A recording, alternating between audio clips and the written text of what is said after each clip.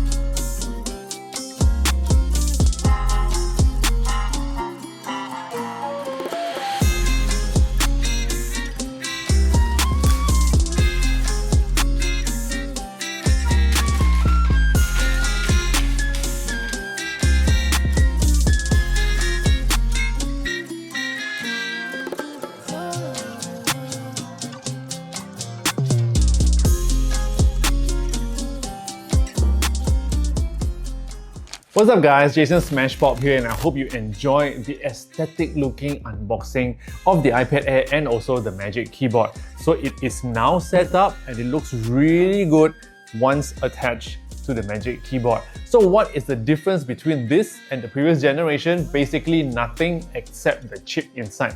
So this is now powered by the M3 chip, and if you want to compare it, it's actually about 2 times faster than the M1 iPad Air. And for the Magic Keyboard, it is very similar to the version that we have for the iPad Pro. It also has a row of function buttons at the top, and the trackpad is actually quite nice to touch.